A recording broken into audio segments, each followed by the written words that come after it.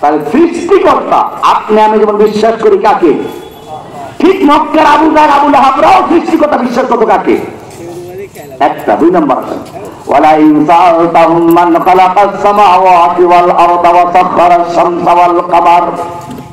হে নবী, আপনি যদি মক্কার আবু জাহল আবু লাহাবদেরকে কাফের মুশরিকদের জিজ্ঞেস করেন মান খালাকাস সামাওয়াতি ওয়াল আরদ, কে আসমান জমিন সৃষ্টি করেছে, ওয়া সাখখারাস শামসা ওয়াল কামার, চন্দ্র সূর্য তোমাদের অধীনস্থ করে দিয়েছেন, কে নিয়মিত আলো দিয়ে যায়, কে এটা করেছেন? লা ইয়াকুলুন্নাল্লাহ, মক্কার কাফেররা অবশ্যই বলবে সবগুলো করেন কে?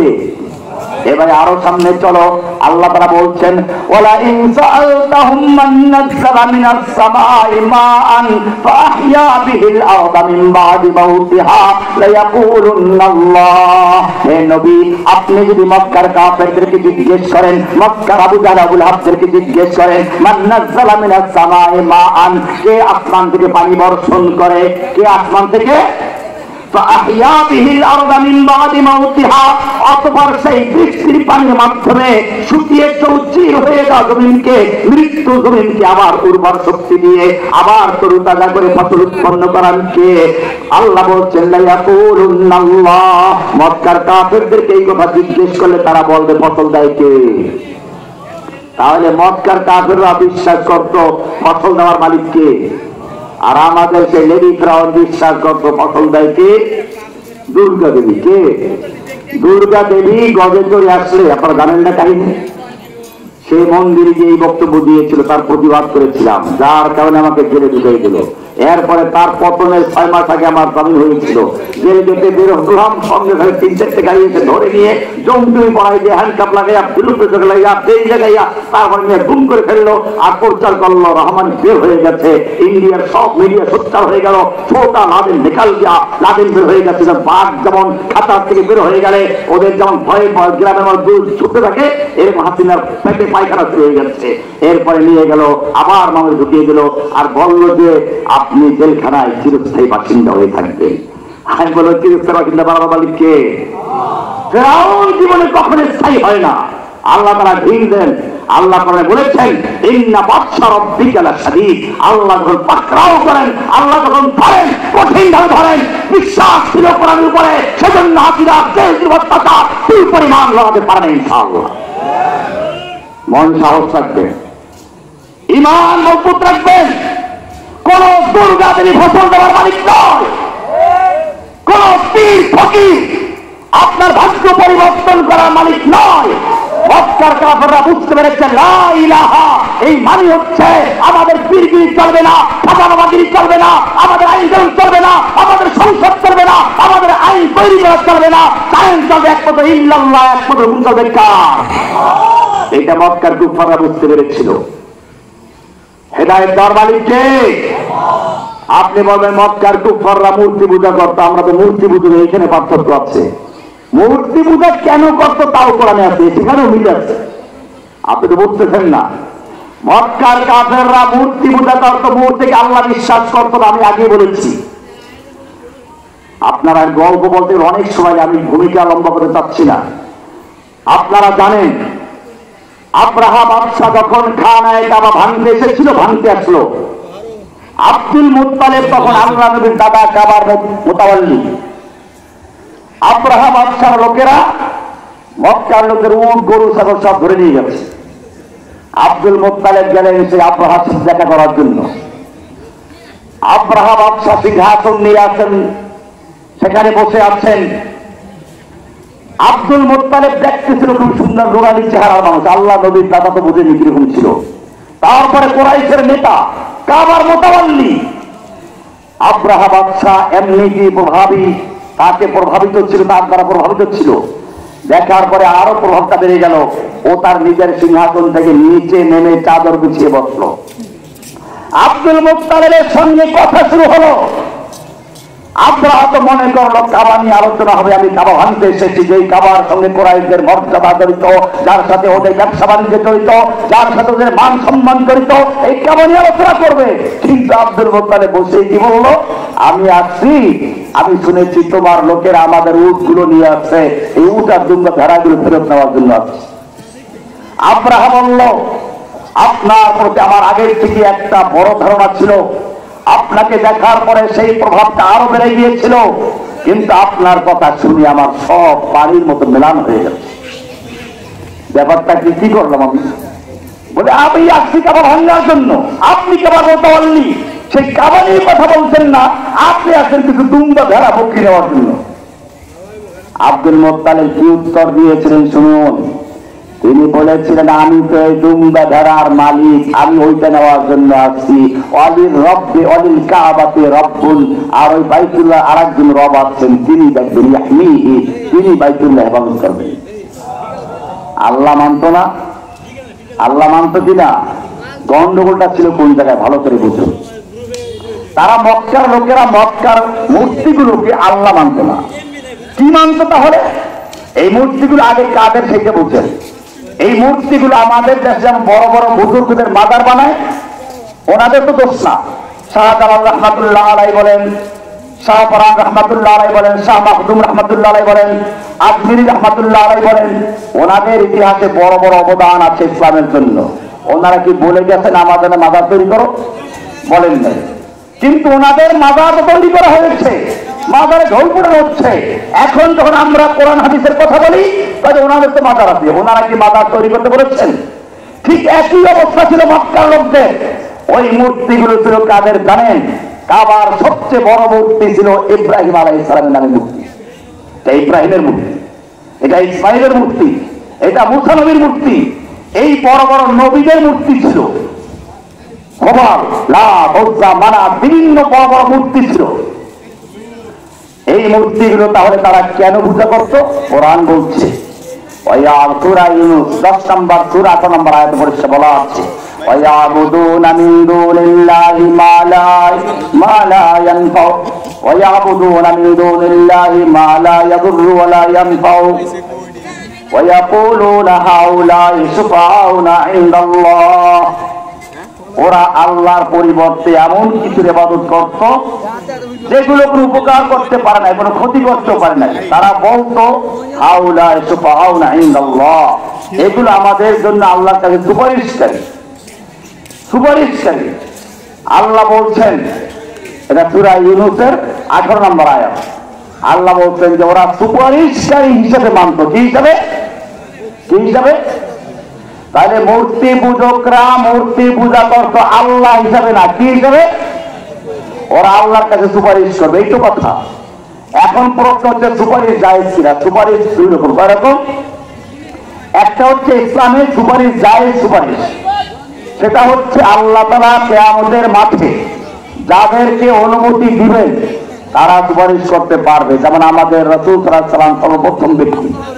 কিয়ামতের মাঠে সব নবীগণ পর্যন্ত এক একজনের কাছে উম্মতরা যাবে, বলবেন হা হা আমার পক্ষে সম্ভব না, আমি সুপারিশ করার যোগ্য না, আমাদের নবীর কাছে আসবেন।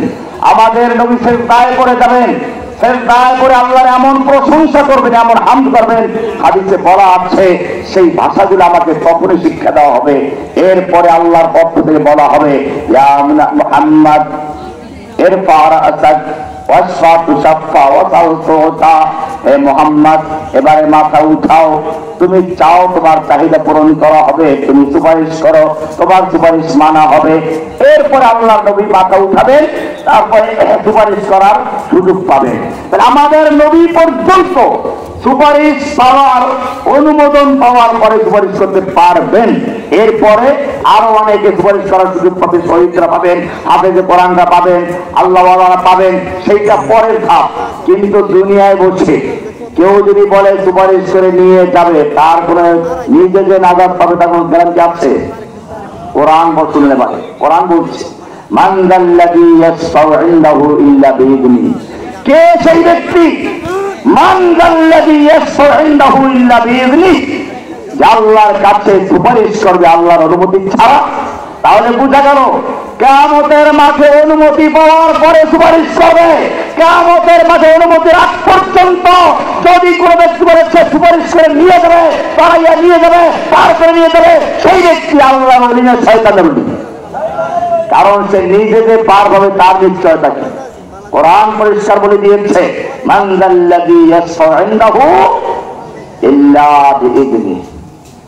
পরিষ্কার হয়ে গেল, সুপারিশের অনুমতি পাওয়ার পরে সুপারিশ করবে, এর আগে সুপারিশ করা যাবে না।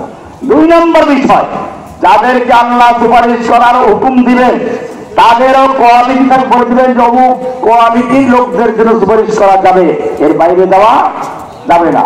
আসুন, আমাদের নবীদের একজন চাচা ছিলেন, আপন চাচা, যেই চাচা যখন মক্কার কাফেররা নবীকে হত্যা করার জন্য চক্রান্ত করেছিল, সেই চাচা বনু হাশিম বনু মুত্তালিবকে একাত্র করে বলেছিল, আমরা মুহাম্মাদের পক্ষে দাঁড়াবো, কে কে রাজি আছো? তারা দাঁড়ালো এবং চাচা গিয়ে ভাতিজাকে বলল, ভাতিজা তোমার কাজ চালিয়ে যাও, তুমি কাজ চালিয়ে যাও, আল্লাহি লা ইয়াসিলু ইলাইকা বিজামিহিম, ওরা সব কাফের মিলে তোমার ধারে কাছে আসতে পারবে না, হাত্তা ওয়াসাদা বিতুরাবি দাফিনা, আমার দেহের সঙ্গে যতক্ষণ পর্যন্ত থাকবে, আমার দেহটা যতক্ষণ পর্যন্ত মাটির উপরে থাকবে, ততক্ষণ পর্যন্ত মুহাম্মদ তোমার ধারে কাছে বসতে পারবে না। কি চাচা! এই চাচা যখন আল্লাহর নবীকে 3 বছর বন্দী করা হলো, সে আবু তালেবে কষ্টে আছেন, পুরা বংশ সহ তিনি গ্রেফতার হয়ে আছেন। কিন্তু এই চাচা কি করছেন? রাতের বেলায় যখন ঘুমাচ্ছে তখন ওনার নিজের ছেলে আলীকে আল্লাহর নবী যেখানে শুয়েছিলেন ওইখানে শোয়াইয়া দিয়া মুহাম্মদ সাল্লাল্লাহু আলাইহি সাল্লামকে অন্য জায়গায় নিয়ে শোয়াইতেন। কেন জানেন? যদি কোনো গুপ্ত ঘাতক মুহাম্মদ সাল্লাল্লাহু আলাইহি সাল্লামের শোয়ার জায়গাটা চিহ্নিত করে আক্রমণ করে, মুহাম্মদ সাল্লাল্লাহু আলাইহি সাল্লামকে হত্যা করতে চায়, আমার ছেলে মারা যাক, মুহাম্মদ জিবরিল ধাতু সাল্লাল্লাহু আলাইহি ওয়াসাল্লাম। এই চাচা যে বছর মারা গেল, সেই বছর আল্লাহর নবী নাম দিলেন আমুল হুজুন, দুঃখের বছর। একই বছর খাদিজাও মারা গেল, চাচাও মারা গেল। এমনকি সেই বছর এত কষ্ট পেলেন, আমি তো এটাকে এভাবে বলি, আল্লাহর নবী এত কষ্ট পেলেন, কথা বলার কোন লোক নেই, মনের দুঃখ কষ্ট চাচার কাছে বলতেন, খাদিজার কাছে বলতেন, দুজন লোক চলে গেছে। আল্লাহ যারা নবীর মনের কষ্ট অনুভব করেছেন, জিবরাইল বলল, যাও তাকে ডেকে নিয়ে আসো, আমি আল্লাহ তার সঙ্গে কথা বলবো। ওই বছরই মেরাজ হয়েছে। ثم دنا فتدلى فكان قاب قوسين أو أدنى فأوحى إلى عبده ما أوحى ما كذب الفؤاد ما رأى ولقد رآه نزلة أخرى عند سدرة المنتهى عندها جنة المأوى। কি সুন্দর করে বলা হয়েছে, নবীকে আল্লাহ মেরাজে ডেকে নিয়েছেন। যেই চাচা আল্লাহ নবীর এত প্রিয়, সেই চাচা যখন মারা যায়, ও মুসলমান ভালো করে শুনে রেখো, তুমি হেদায়েত দিয়ে দিবে, তারপরে নিয়ে যাবে অমুক পীরের সুপারিশ করে নিয়ে যাবে। এইসব ভণ্ডামির থেকে বাঁচো, আল্লাহ নবীর থেকে শিক্ষা নাও। আল্লাহর নবী চাচার মাথার কাছে দিয়ে বলতেন, চাচা সারা জীবন তুমি আমার খেদমত করেছ, সারা জীবন তুমি আমার পক্ষে ছিলে, কিন্তু এখন যদি লা ইলাহা ইল্লাল্লাহ বলে না দাও, লা ইলাহা নেই কোনো ইলাহ, নেই কোনো মাবুদ, তোমার দেবদেবী খাজা বাবা গাজা বাবা সব ত্যাগ করে, বাপ দাদা ধর্ম ত্যাগ করে, ইল্লাল্লাহ শুধু আল্লাহ আছেন, এই কথার স্বীকৃতি যদি না দাও, তোমার সব জিরো হয়ে যাবে, জিরো। আপনি শূন্য লেখেন, শূন্য শূন্য শূন্য, কোন মূল্য আছে? কোন মূল্য আছে? একটা এক, এরপর এক শূন্য কত হয়ে গেছে, আর এক শূন্য কত হলো, আর এক শূন্য, আর এক শূন্য। এখন যত শূন্য দেবে একের মূল্য কত বাড়বে। ওই একটা হচ্ছে লা ইলাহা।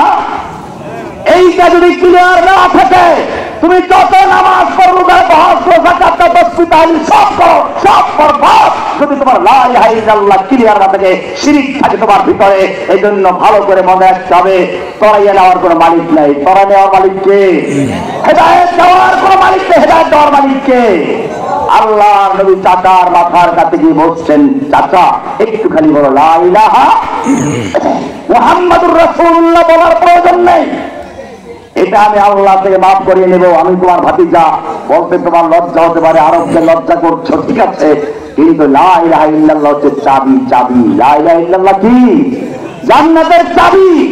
এই চাবি না থাকলে আমার পক্ষে সুপারিশ করা সম্ভব হবে না। আপনি একটু বলুন না, চাচা বলার জন্য তৈরি হয়েছিল, কিন্তু দুষ্ট বন্ধু বান্ধব যারা গ্রহণ করো, ভালো করে খেয়াল রাখো, আবু তালেবের থেকে শিক্ষা নাও। আবু তালেবের মৃত্যুর সময় তার কাছে গিয়ে মক্কার নেতারাও আছে, তার বন্ধু বান্ধবরা আছে। এই আবু তালেব শেষ পর্যন্ত বাপ দাদার ধর্ম ত্যাগ করে সেই জাহান্নামের ভয়তে মূর্তি দেবদেবী ত্যাগ করে যাবে, তোমাকে আরবের মেয়ে লোকেরা ভর্ৎসনা করবে, গালি দিবে। আবু তালেব শেষ পর্যন্ত বলল, ইন্নী আলা মাযহাবি আব্দুল মুত্তালিব, আমি আব্দুল মুত্তালিবের ধর্মের উপরে আছি, এই বলে মারা গেল। কোরআন পড়ুন। আবু তালেব মৃত্যুর পরেও আল্লাহ নবী এত কষ্ট পেলেন, দোয়া করতে লাগলেন আল্লাহর কাছে, আল্লাহ তুমি আমার চাচাকে মাফ করে দাও। কোরআন সঙ্গে সঙ্গে প্রতিবাদ করেছে। সূরা কসস 28 নম্বর সূরা 56 নম্বর আয়াত হয়ে গেল, ইন্নাকা লা তাহদি মান আহবাবতা, إنك لا تهدي من أحببت ولكن الله يهدي من يشاء وهو أعلم بالمهتدين। হে নবী, আপনি যাকে ইচ্ছে করেন, ইন্নাকা লা তাহদি, আপনি হেদায়েত দিতে পারবেন না, আপনি হেদায়েত দেওয়ার মালিক না। মান আহবাবতা, যাকে আপনি ভালোবাসবেন, আপনার চাচা, আপনার ভাতিজা, আপনার বংশের লোক, ইচ্ছে করলে আপনি হেদায়েত দিতে পারবেন না। আপনার কাজ হচ্ছে মানুষকে পথ দেখানো, কোরআনের কথা বলা, সত্য পথের সন্ধান দেওয়া। হেদায়েত দেওয়ার মালিক কে?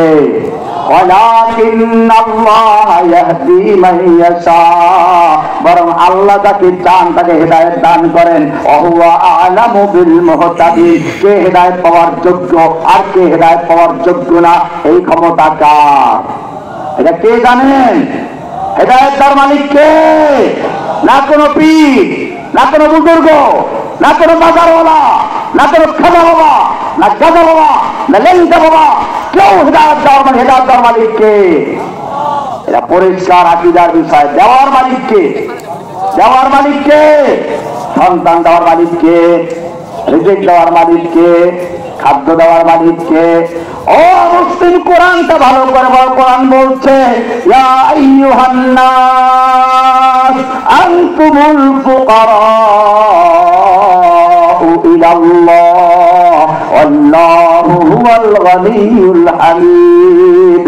ইয়া আইয়ুহান নাস, হে দুনিয়ার মানব জাতি, আনতুমুল ফুকারা, ইয়া আইয়ুহান নাস, তোমরা সব আল্লাহর দরবারে ফকির। তোমাদের পীর ফকির, মুক্তাদি ফকির, ইমাম ফকির, মামুন ফকির, রাজা ফকির, প্রজা ফকির, মাজারওয়ালা ফকির, বাজারওয়ালা ফকির, দরগাওয়ালা ফকির, দুর্গাওয়ালা ফকির। আনতুমুল ফুকারাউ ইলাল্লাহ, তোমরা সব আল্লাহর দরবারের ফকির। আল্লাহু হুয়াল গনিয়ুল হামিদ, ধনী হচ্ছেন একমাত্র কে? ধনী একমাত্র কে? চাবো কার কাছে? সন্তান চাওয়ার মালিক সন্তান দিবে কে? রিজিক দেওয়ার মালিক কে? লা ইলাহা ইল্লাল্লাহ। সব ক্ষেত্রে নেই কোনো মাবুদ, আছেন একজন কে? মক্কার কাফেরদেরকে দাওয়াত দিলেন, মক্কার কাফেররা খেপে গেল। এবারে আল্লাহর নবীর উপর জুলুমদের যাতনা শুরু হলো। আল্লাহর নবী সবকিছু সহ্য করলেন। ও যুবক, তুমি যদি সত্যিকার অর্থে এই সমাজটাকে, মুক্তির সমাজকে, এই জুলুমের সমাজকে, এই দেবদেবী পূজার সমাজকে, এই গণতন্ত্রের সমাজকে ভেঙে তাওহীদের সমাজ গড়তে চাও, তাহলে তোমাকেও সেই সাফা পাহাড়ে দাঁড়িয়ে যিনি তাওহীদের দাওয়াত দিচ্ছেন সেই মুহাম্মদ সাল্লাল্লাহু আলাইহি ওয়াসাল্লামের মতো তোমাকে সাহস দেবে, দাওয়াত দেবে, স্পষ্ট কথা বলতে হবে, সত্যের আহ্বান জানিয়ে দেবে, সব থেমে যাবে, বিরুদ্ধে চলা যাবে, কোনো পরোয়া করা যাবে না। দাওয়াত দেবো কার পক্ষে? আমার মনে হয় পরে আপনি কি বলতে পারেন? হ্যাঁ, পয়সা গেছেন তো না? আমি তাহলে এখানে শেষ করি ভালো হবে। যে না না না, যেহেতু তাওহীদের বিষয়, ইনশাআল্লাহ বাকি আলোচনা উনি করবেন ইনশাআল্লাহ। এটা সাবধান থাকতে হবে। আমাদের সমাজে সব আছে, নামাজ আছে, রোজা আছে, ওই যে বললাম 0,0,0 1 লক্ষ 0 কোনো মূল্য আছে। আপনি এই এলাকার নাম কি? মরিচ চর নাকি? এই চর থেকে শুরু করে ঢাকা আমার বাসা পর্যন্ত যদি শূন্য লেখেন কোনো মূল্য আছে? তাহলে আমাদের দেশে শয়তান কি করে জানেন? শয়তান আপনাকে শিখাইবে ইবাদত করো, তার সাথে একটু শিরিক করো। কি করো? শিরিকটা কেমন বুঝছেন? এইগুলো শিরিক। এতক্ষণ যা বললাম, প্রার্থনা করবো কার কাছে? আপনি নামাজ দাঁড়িয়ে আল্লাহকে বলছেন, ইয়াকা নাবুদু ওয়া ইয়াকা নাস্তাঈন, আল্লাহ আমি কেবলমাত্র তোমারই গোলামি করি। সরাসরি না ভাই মাধ্যম হচ্ছে, সরাসরি না ভাই মাধ্যম হচ্ছে, সরাসরি নামাজে দাঁড়িয়ে সরাসরি আল্লাহকে বলছো আমি তোমার গোলাম, আর তুমি আমার মালিক, আর বাজারকে বলছো তুমি ছাড়া কেউ নাই। আমার কলব মতওয়াজ্জ করছো, আমি আমার কলবের দিকে মতওয়াজ্জ, আমার কলব পীরের কলবের দিকে মতওয়াজ্জ। এই ব্যাপারে একটু চিন্তা করিস চাই, তুই যখন তোর কলবটা মতওয়াজ্জ করছিস তোর পীরের দিকে, তোর পীরের কলব মতওয়াজ্জ তার বউয়ের দিকে, তোর কলব কোন দিকে? তুমি যখন তোমার কলব মতওয়াজ্জ করছো পরীক্ষা দিন, আবার পরে গেল না। তুমি যখন কলব মতওয়াজ্জ করছো তোমার পীরের কলবের দিকে, আর তোমার তুই তখন পায়খানায় মতো তোর কলবটা কই যাবে ওটা? আমি এই জন্য পরিষ্কার করছি কয়েক নবীর দাওয়াত ইন্নী ওয়াজ্জাহাতু ওয়াজহিয়া মতওয়াজ্জ কার দিকে? লিল্লাযী ফাতারাস সামাওয়াতি ওয়াল আরদা। এই আসমান জমিন চন্দ্র সূর্য গ্রহ নক্ষত্র তোমাকে আমাকে সব কিছু যিনি সৃষ্টি করেছেন সেই সৃষ্টিকর্তার সামনে আমার দাঁড়াতে হবে, অন্য কারোর সামনে আমার দাঁড়াতে হবে না।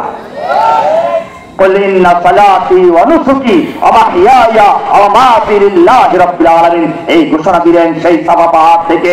মক্কার লোকেরা খেপে গেল। জেনে রাখবে তাওহীদের দাওয়াত যত আসবে লোকেরা খেপে যাবে। আল্লাহ নবীকে এখন পাগল বলা শুরু হয়ে গেল, কারণ মিথ্যাবাদী তো বলতে পারে না, কারণ আগেই তো বলেছে আমরা আপনাদের মিথ্যে জঙ্গিটা আগে নিয়েছিল। আমি যদি এই কথা বলি বিশ্বাস করবে কিনা? সব বললো বিশ্বাস করবে, আর কি করবে? এখন প্রথম কাজ যাওয়া শুরু হয়ে গেল শায়ের কবি মাজনুন পাগল। মাজনুন কি? মাজনুন মানে জিন থেকে। জিন দুই রকম আছে, একটা হলো জান্নাহ, যেমন সূরা ওই যে আগে যে আলোচনা করলাম ফালাম্মা জান্নাহ, জান্নাহ মানে অন্ধকার ছেয়ে যাওয়া, পর্দা থেকে বলা, তার মানে তোমার মাথার মধ্যে পর্দা পড়ে যাওয়া। শেষ করব এটা পাগল বলে আমরা। আর হলো জিন থেকে মাজনুন মানে জিনে ধরছে।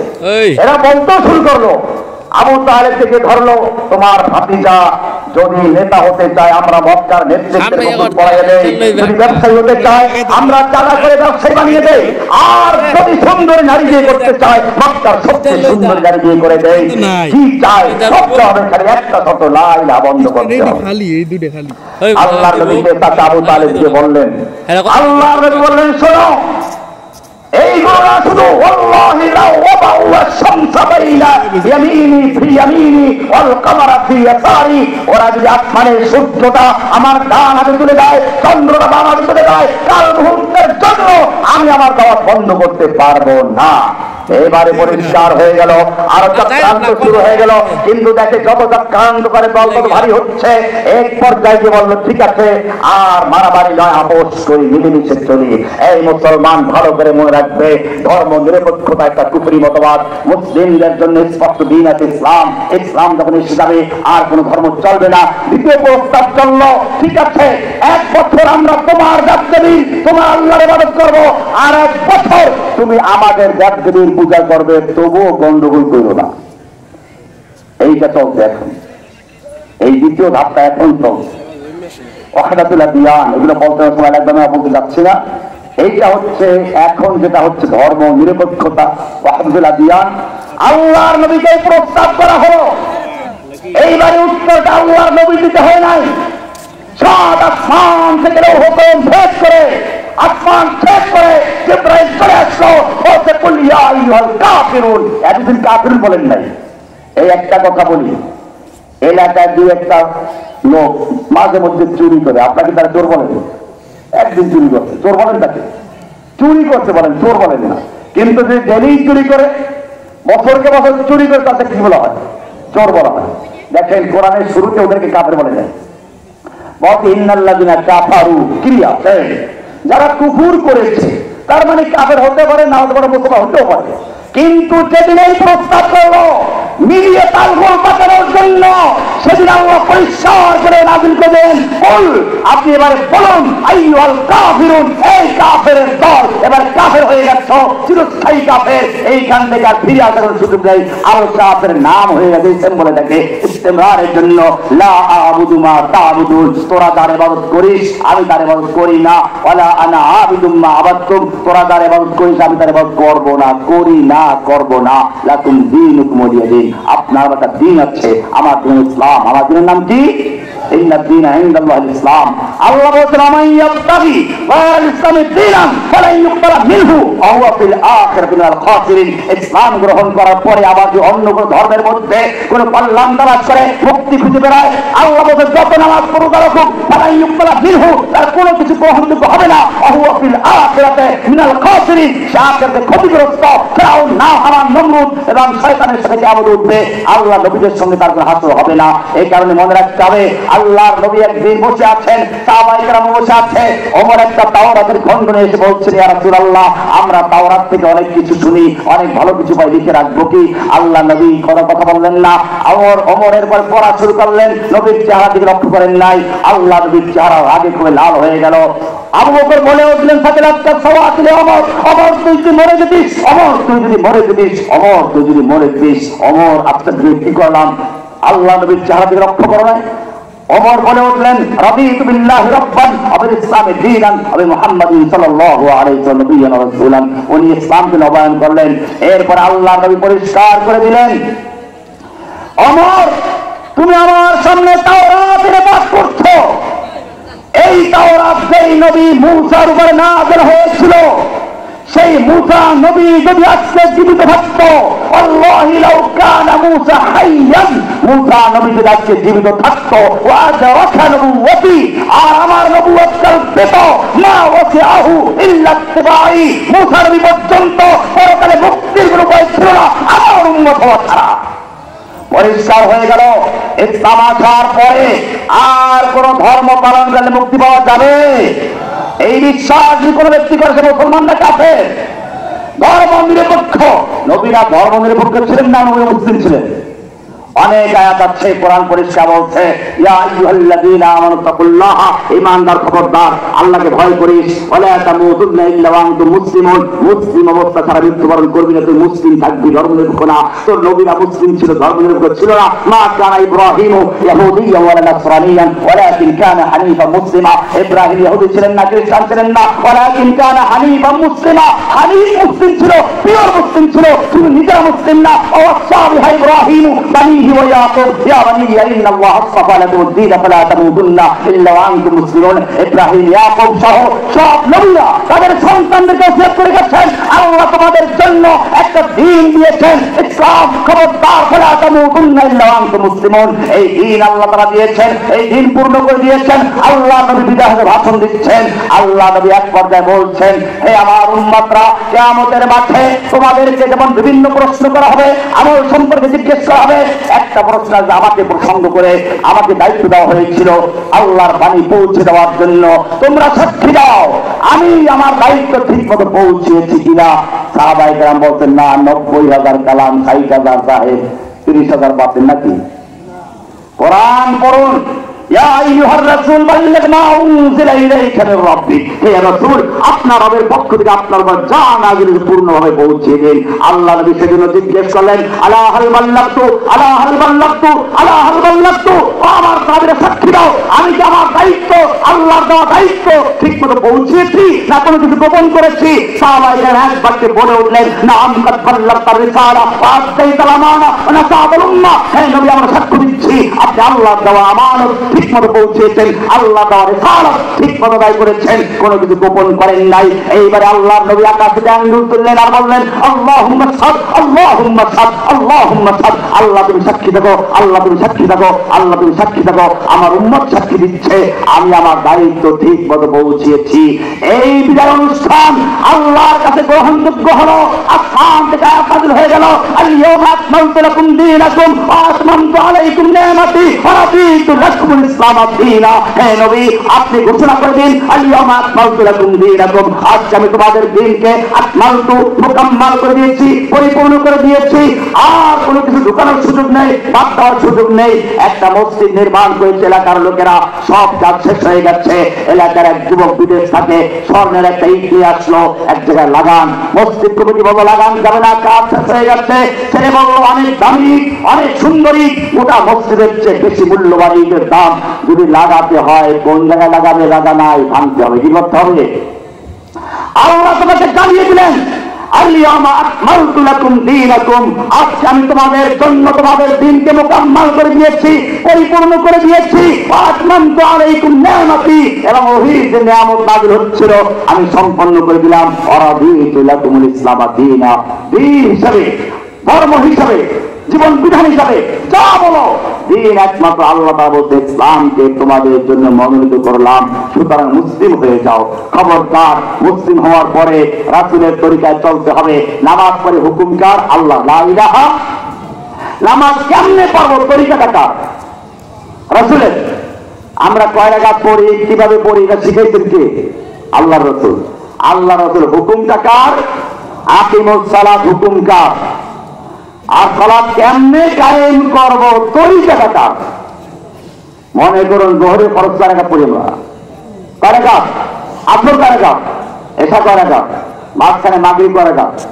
3 রাকাত। এখন যদি মাগরিবের নামাজটাকে আজকে সব আলেমরা মিলে বলি, এই এলাকার ভাইয়েরা শুনুন, আগামীকাল থেকে আপনারা মাগরিবের নামাজটাও 4 রাকাত পড়বেন। 1 রাকাত পড়লে বেশি করে একটা রুকু বাড়বে, 2টা সিজদা বাড়বে, সুবহান রাব্বিল আযীম বাড়বে, আলা বাড়বে। নামাজ পড়বেন আপনারা? কেন পড়বেন না? আমি এক যুগ কারা ফিরে আসলাম, ওনারা হয়তো যেখানে গেছে জানি না, এত বড় বড় আলেমরা আছে, সবাই মিলে বললো মানবেন না কেন? ভাই কোরআনে তো বলে নাই যে 4 রাকাত পড়তে হবে না, 3 রাকাত পড়তে হবে। যেটা পরিষ্কার, আল্লাহর নবীর মাধ্যমে আল্লাহ তাআলা দ্বীন ইসলামকে পূর্ণাঙ্গ করে দিয়েছেন।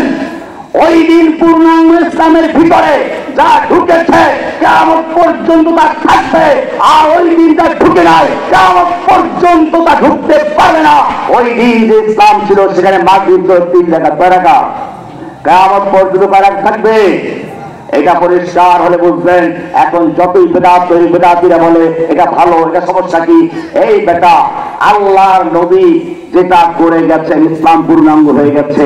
নবীর মাধ্যমে ইসলাম পূর্ণাঙ্গ হয়ে যাওয়ার পরে নতুন কিছু ঢুকাই নিয়ে ইসলামকে ভাঙতে হবে। কি করতে হবে?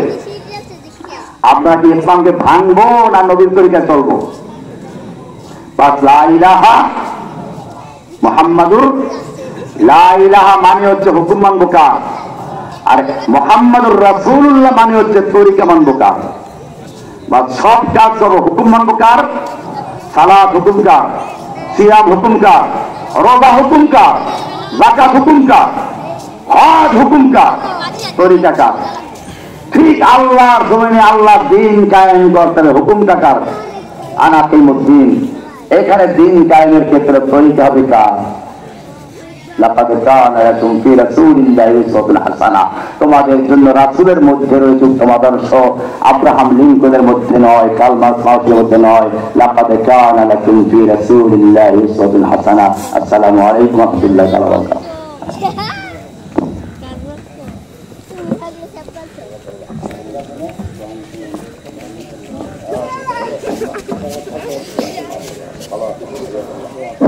আলহামদুলিল্লাহ, সুম্মা আলহামদুলিল্লাহ। আমাদের প্রিয় হযরত অত্যন্ত গুরুত্বপূর্ণ কথা বলতেছিলেন। আল্লাহ তাআলা আমাদেরকে সেই কথাগুলোর উপর আমল করার তৌফিক দান করুন।